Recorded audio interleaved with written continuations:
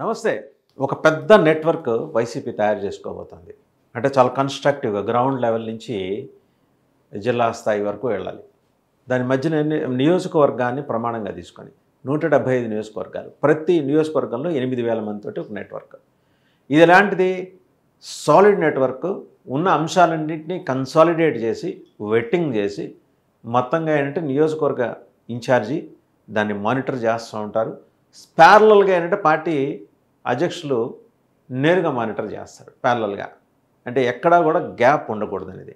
నియోజకవర్గానికి 8000 మంది, మండలంలో 7 కమిటీలు, మండలంలో 15 కమిటీలు, గ్రామంలో 7 కమిటీలు చెప్పేసి ఈ కమిటీని ఫామ్ చేస్తారు.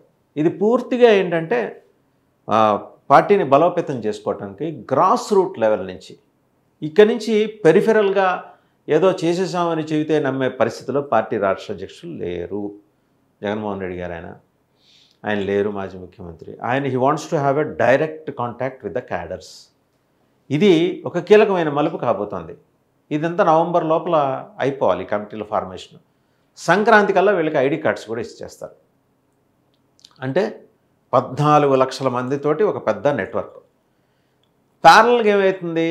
ఈ నెట్వర్క్ అంతా దాదాపు 1.5 నుంచి 1.5 కోట్ల మంది ఓటర్స్ని ప్రభావితం చేయడానికి నేరుగా పూర్తిగా అంశాల వారీగానే. ఇక్కడ ప్రభావితం చేయటం అంటే వేరే కాదు, పూర్తిగా అంశాల వారీగా, సమస్యల వారీగా వాళ్ళతో ఇంటరాక్ట్ కావటం, ఎప్పటికప్పుడు పార్టీ అధ్యక్షుడికి కమ్యూనికేట్ చేయడానికి కోసం ఈ నెట్వర్క్ పనిచేస్తుంది.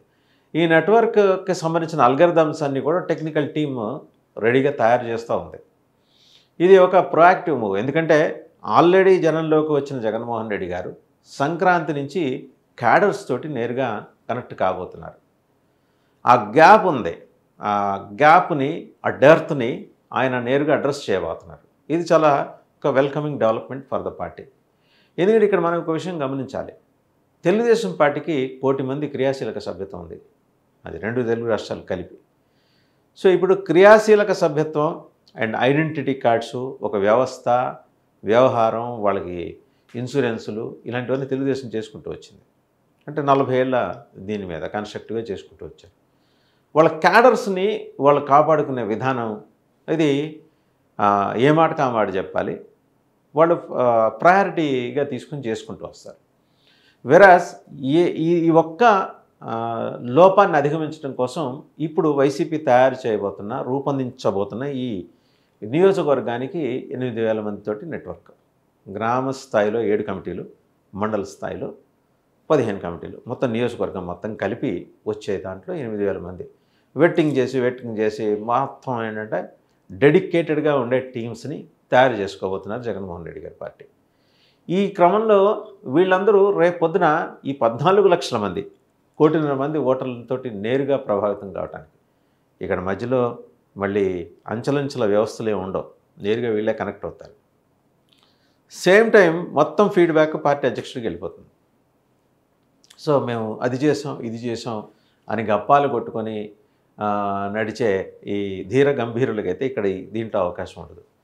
కార్యకర్త తన ప్రాణం, జగన్మోహన్ రెడ్డి అదే భావిస్తున్నారు. సో కార్యకర్తతోటి నేరుగా ఇంటరాక్ట్ కావటం. సంక్రాంతి నుంచి ఎలాగో వర్షం పడి, వాస్తవంగా లాస్ట్ జనవరిలో ఈ సంవత్సరం జనవరిలోనే అది మొదలు కావాల్సింది. కాకపోతే ఏంటంటే అసలైన కార్యకర్తలను గుర్తించడం కోసం ఆయన ఏర్పాటు చేసుకొని ఈ కార్యక్రమానికి కొన్ని విధి విధానాలు రూపొందించుకోవటం, తుది రూపు తీసుకురావటం. ఇది చాలా కాన్సన్ట్రేటెడ్గా పార్టీ అధ్యక్షుడు ఉన్నారు కాబట్టి. అప్పటికి ఇంకా 2 ఏళ్ళు, మరి ఇప్పుడు 16 నెలలు అయిపోయింది. అంటే దగ్గర 2 ఏళ్ళు కావస్తుంది. సో 2వ ఏడాది పూర్తి అవటం ఆలస్యం. అంటే ఈ ప్రభుత్వం ఏర్పడి, కూటమి ప్రభుత్వం 3వ ఏడాది మొత్తం ఏంటంటే కంప్లీట్గా ఆయన నియోజకవర్గాల వారీగా కార్యకర్తలతోటి అండర్స్కోర్ చేసి చెప్తున్నా, కార్యకర్తలతోటి ఇంటరాక్ట్ అవుతారు. ఇది ఎక్కడో వెళుతుంది చాలామందికి, లక్షల్లో ఉన్న కార్యకర్తలకి. నేరుగా మాకు జగన్మోహన్ రెడ్డి గారితో ఇంటరాక్ట్ అయ్యే అవకాశం ఆయన కల్పించబోతున్నారు, జరుగుతుంది. సో కన్స్ట్రక్టివ్గా వెళ్దాం. మనం అంశాల వారీగానే పోదాం. ఎలా ముందరికి వెళ్ళాలి ఏంటని, ఎలాగో డిజిటల్ యాప్ ఒకటి ఏర్పాటు చేశారు. గ్రీవెన్సెస్ అన్నీ ప్యారలల్గా ఆయన మళ్ళీ గమనిస్తుంటారు.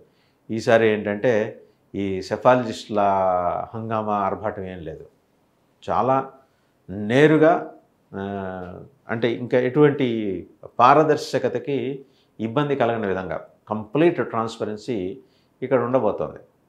ఈ క్రమంలో ఏంటంటే పనిచేసేవాళ్ళు ఎవరు, అలాగే మెరమెచ్చులు పోయేవాళ్ళు ఎవరు, తన హంగామా డప్పు ఆర్భాటం చేసేవాళ్ళు ఎవరు, వీళ్ళకి రాబోయే 3 ఏళ్ళలో బోల్డెన్ లిట్మస్ టెస్టులు ఉంటాయి. అంటే ఎంత టఫ్గా వీళ్ళు నిలబడుతున్నారు. ఒకవేళ పోలీస్ అక్రమ కేసులు పెట్టారు అనుకో, దాన్ని ఎలా పోరాడాలి, ఎలా సెన్సిటైజ్ చేయాలి, అండ్ ఎక్కడ ధైర్యం కోల్పోకుండా, ఆత్మస్థైర్యం కోల్పోకుండా ఆ క్యాడర్స్ని ఎలా మనం హ్యాండిల్ చేయాలి, వాళ్ళని పూర్తిగా హక్కును చేర్చుకోవాలి. ఈ టైప్ ఆఫ్ ఒక గ్రాండ్ ఎక్సర్సైజ్, ఒక మెగా ఎక్సర్సైజ్ జగన్మోహన్ రెడ్డి గారు చేయబోతున్నారు. మిగిలిన పార్టీల్లో ఉన్న సాధ్యాసాధ్యాలు, వాళ్ళు అమలు చేస్తున్న విధానాలు అన్నీ కూడా ఆయన దేశవ్యాప్తంగా ఉన్న అన్ని పార్టీల పనితీరు ఆయన నేరుగా హోంవర్క్ చేసుకొని గమనించి ఆయనే అన్నీ తయారు చేసుకుంటున్నారు. దాని ప్రకారం పార్టీ ఇమీడియట్ అగ్రనాయకత్వానికి డైరెక్షన్స్ ఇచ్చి ఈ రకంగా చేయండి అని ఆయన కూర్చున్నారు. ఆయనేమి ఏది ఖాళీగా కూర్చున్నారు, లేకపోతే ఆయనకి పట్టవు, ఇలా చేస్తుంటారు కదా వేరే పార్టీల వాళ్ళు. అన్నీ పడుతున్నాయి ఆయనకి. ఖచ్చితంగా ఈ అంశాలన్నిటి మీద స్పష్టంగా నేరుగా ప్రజలతో కలిసే పోరాటం చేయబోతున్నారు.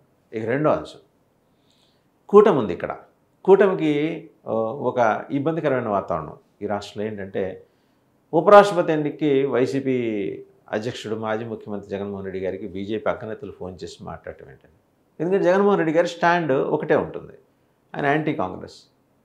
తప్పో ఒప్పో ఆయన ఒక నిర్ణయం తీసుకుని దానికి కట్టుబడి, అంతేగాని మన అవసరార్థం కూటమిని పిచ్చతిట్లు తిట్టడం, తర్వాత కూటమితో కలిసి జర్నీ చేయటం, ఇలాంటి కార్యక్రమాలు ఆయనకి లేవు. కూటమి నేతల్లో మలగులాలు పడుతున్నారు కానీ తెలుగుదేశం పార్టీ కావచ్చు, మిగిలిన జనసేన వాళ్ళు, ఆయనకు అలాంటివి ఏం లేవు. అండ్ రెండోది, అసెంబ్లీ వేదికగా ఆయన పట్ల జరిగిన ఒక తప్పుడు ప్రచారం మీద కూడా ఆయన ఏంటంటే గమనిస్తున్నారు. మొత్తం చిరంజీవి ఫ్యాన్స్ ఎట్లా బిహేవ్ చేస్తున్నారు, అంటే వాళ్ళు ఎంత ఆందోళన పడుతున్నారు, చిరంజీవి ఫ్యాన్స్ ఎంత ఆందోళన పడుతున్నారు, దీన్ని ఒక ఇష్యూగా తీసుకెళ్దామని. బట్ వీరాజ్ మెగాస్టార్ చిరంజీవి ఏంటంటే పెద్ద మనసుతోటి వాళ్ళందరినీ తగ్గి ఉండమన్నారు. లేకపోతే 300 పోలీస్ స్టేషన్లో కేసు పెడదామని. అసెంబ్లీ లోపల జరిగిన వ్యవహారాన్ని పోలీస్ స్టేషన్లు అడ్రస్ చేయవు. సో ఆ విషయం మీద ఆయనకి క్లారిటీ ఉంది. ఎనీవో అందులో చిరంజీవి గారిని సాదరంగా ఆహ్వానించి, చిరంజీవి దంపతులను, జగన్మోహన్ రెడ్డి గారి దంపతులు సాదరంగా ఆహ్వానించి ఒక లంచ్ ఏర్పాటు చేసుకొని వారితో సాకల్యంగా మాట్లాడిన తర్వాత ఇండస్ట్రీ వాళ్ళని పిలిపించుకొని మాట్లాడిన విధానం ఇవాళ మొత్తం ఓపెన్గా అందరూ మాట్లాడుకుంటున్నారు. సో ఇందులో ఎవరు మరి మనసు కష్టపడిందో, ఎవరు పరుగు పోయిందో అనే అంశాలు పక్కన పెడితే స్పందించాల్సిన మెగాబ్రదర్స్ స్పందించలేదు. అలాగే ఈ మొత్తం వ్యవహారాల్లో కూటమిలో వస్తున్న అంతర్గతంగా వస్తున్న గ్యాప్స్, వాటన్నిటిని ఒకవైపు ఈయన పరిశీలిస్తూనే ఉన్నారు జగన్మోహన్ రెడ్డి గారు. అండ్ తన పార్టీ ప్రొయాక్టివ్గా ఎలా నిర్మాణం చేసుకుంటూ పోవాలి జనంలోకి అనే దానికి సంబంధించే ఈ 175 నియోజకవర్గానికి 8,000 మందితో నెట్వర్క్, 14 లక్షల మందితో నెట్వర్క్. ఇది ఇంతవరకు దేశంలో ఈ తరహా వ్యవహారం కానీ వ్యవస్థ కానీ ఇంతవరకు జరగల. బట్ ఒక్కొక్క పార్టీకి ఒక్కొక్క రకమైన స్ట్రాటజీ ఉంటుంది. క్యాడర్ బేస్డ్ పార్టీలు జనరల్గా జాతీయ పార్టీలు, వేరే ప్రాంతీయ పార్టీల్లో తెలుగుదేశం ఏంటంటే 1 కోటి మంది సబ్స్క్రిప్షన్ ఉన్నారని చెప్పేసి వాళ్ళు బేసిక్గా ఆ మార్కెటింగ్ టెక్నిక్స్ వాళ్ళకు ఉంటాయి. ప్రతి ఒక్కరికి ఐ కార్డు ఉంటుంది. ఇక్కడ కూడా ఐ కార్డ్స్ రాబోతున్నాయి. ముందర నెట్వర్క్, తర్వాత క్యాడర్కి. సో సంక్రాంతి తర్వాత వైసీపీకి పండుగే.